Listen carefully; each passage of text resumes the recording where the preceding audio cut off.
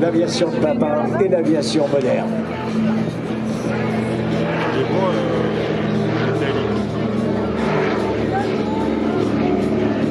Je me taisais pour que vous puissiez le filmer et enregistrer. Un exploitant, c'est-à-dire le patron de la compagnie Panam, qui va demander à un homme qui construit des avions, il s'appelle Douglas, et il va lui dire, voilà, moi j'aimerais que tu me fabriques un avion qui permette d'emmener mes passagers de la côte est à la côte ouest dans un air qui soit chauffé, avec des pilotes qui soient accessibles, avec une capacité de mettre des lits à l'intérieur, de me faire un avion de ligne à l'identique du train Pullman, c'est-à-dire ce train dans lequel il y a un confort extraordinaire.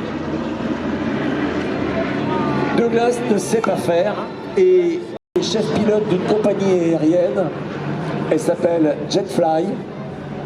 Aujourd'hui, ce sont des compagnies aériennes qui transportent des industriels pour faire du business. Ils ont 2500 destinations possibles et il me disait hier soir, il n'y a pas une semaine où je ne pose pas sur un terrain nouveau.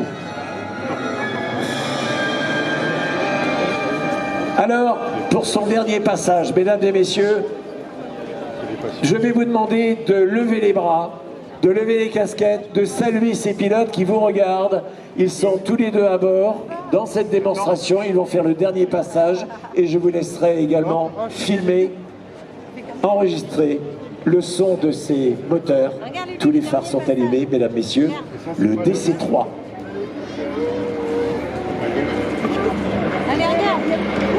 Regarde, faut faire coucou.